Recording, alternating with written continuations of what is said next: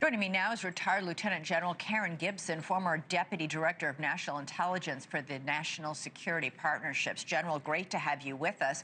What do you make of Secretary of State Rubio saying that Mojtaba Khamenei is in fact alive and increasingly engaged, using couriers who are literally running or transporting handwritten messages? It's medieval, but it can take several days for a single message to be delivered.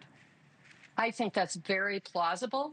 In particular, when you look at some of the exquisite strikes that the Israelis were responsible for early in this campaign and their ability to pinpoint and eliminate specific leaders, whenever there's some kind of assassination campaign like that, or sometimes strikes from within, entities, organizations tend to become very risk averse and they raise their security protocols. And certainly I can imagine that that has been the case with the new Ayatollah, and that it'd be very true to form to be passing messages in this kind of way, as opposed to using electronic means that could be more easily geolocated and lead to his death. Right. Secretary of State Rubio also testified today that, he, quote, "the war is over." What does he mean by that? The Strait of Hormuz is still closed. Our U.S. military is still blockading Iranian ports. Iran's still firing missiles and drones. We're still responding with defensive strikes. The president is still threatening to restart attacks. How can the war be over? Well, I think that's a bit of a trick question in that, technically we've not declared war.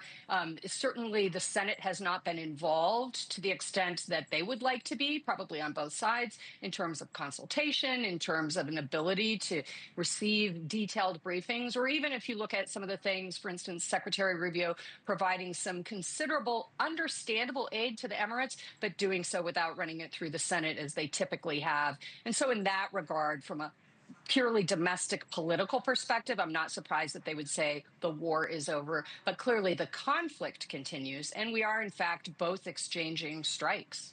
Yeah, we're exchanging strikes, and we're trying to figure out a way to actually come to some sort of an agreement just to sit down and actually start to negotiate. Negotiations have not yet begun in reality. Well, I think negotiations have been going on at a lower level. And that's really, these are very complicated issues that we're trying to work through, whether it's related to Iran's nuclear program or to the return to normal commerce and navigation in the Straits.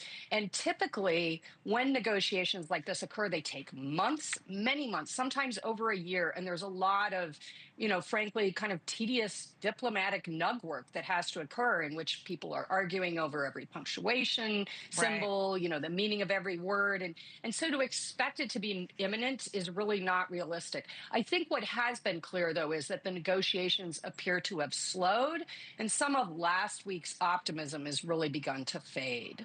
We've gotten new reporting today on that phone call between President Trump and Prime Minister Benjamin Netanyahu yesterday that shows a real strain in that relationship, at least right now.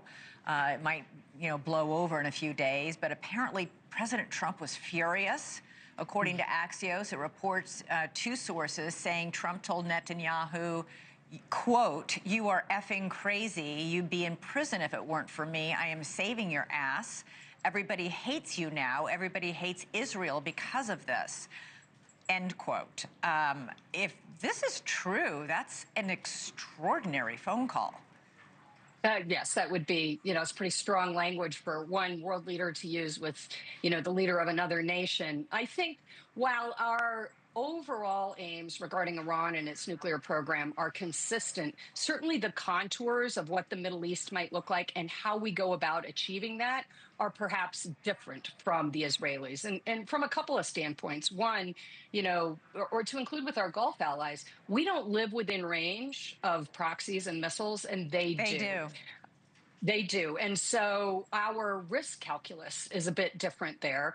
And certainly it's the more players you add to this, in this case, Lebanon, Hezbollah, Israel, it does tend to complicate things and make it more difficult for us to achieve what we want with Iran on the other side of the Arabian Peninsula when this kind of conflict continues between Israel and Lebanese Hezbollah. Yeah, worth noting that Hezbollah has fired 2,400 rockets and drones into Israel just since the ceasefire. This is about Israel trying to defend itself, but Iran wants to tie together Hezbollah and Iran and that whole, which is gumming up all the negotiations, hence President Trump's frustration when Netanyahu decided he wanted to defend Israel yesterday. Absolutely. Lieutenant General Karen Gibson, great to have you on the show. Thank you so much.